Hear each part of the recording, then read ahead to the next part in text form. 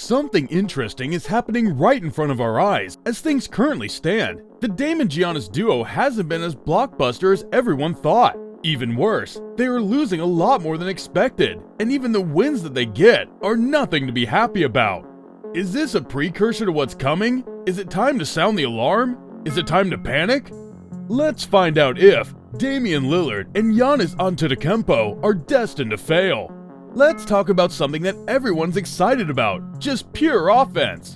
Last season, Giannis shot 55.3% from the field and an abysmal 27.5% from three-point. He was equally as bad when it came to free throws, shooting just 64.5% from the line. Where Giannis actually shines is in the paint, shooting 60.3%. He was ranked third when it came to just points in the paint at 15.9 points per game.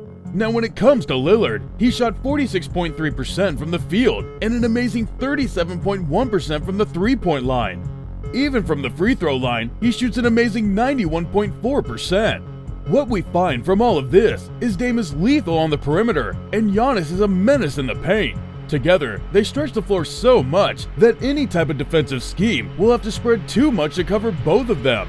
Before we talk about their playstyle, don't forget to like this video and subscribe to our channel, and hit the bell icon for notifications whenever we upload a new video. Giannis was ranked first when it came to scoring in transition last season, and he was ranked 10th when it came to post-ups, and this is because the Bucks lineup is designed in a way to allow Giannis to excel.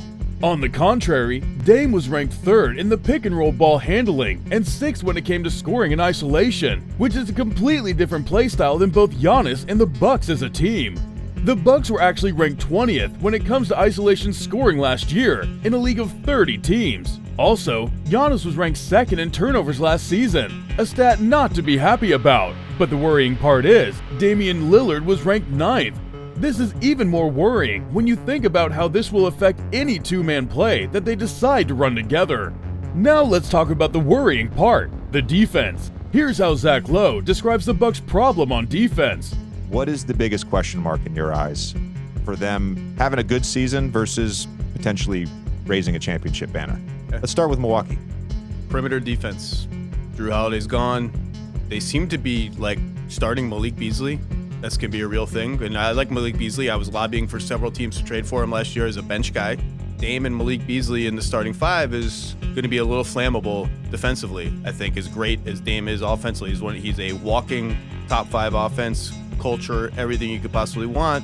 Don't make any mistakes about that. But they're really depending on Middleton getting back to he can legit at least make some of these big wings earn it, and just Giannis and Brook Lopez put out every single fire that there is. And Brook Lopez is 35, makes me a little nervous, so I'm gonna go perimeter defense on the Bucks. In order to acquire Damian Lillard, Bucks had to trade away a few draft picks and 5-time All-Defense Jrue Holiday, who was an important defensive piece in the starting lineup. The Bucks were ranked number 1 when it came to defensive rating last season, which can partially be attributed to Jrue Holiday, with a defensive rating of 112.4. With Dame replacing him at the point, whose defensive rating was 120.8, it's gonna be interesting to see how this lineup defends other teams. Finally, let's check out the rest of the team. Their starting 5 is Lillard at the point, Malik Beasley at the 2, Chris Middleton at the 3, Giannis at 4, and Brook Lopez at the 5.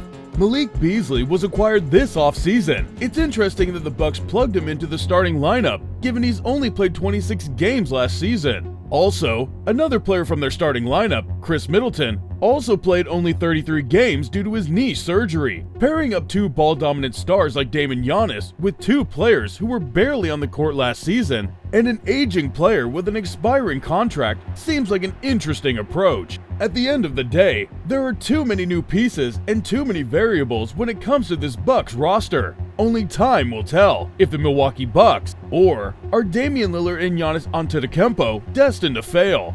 It would be the biggest fumble in NBA history, but not as big as how these players fumbling their bag. Click on the video to check it out.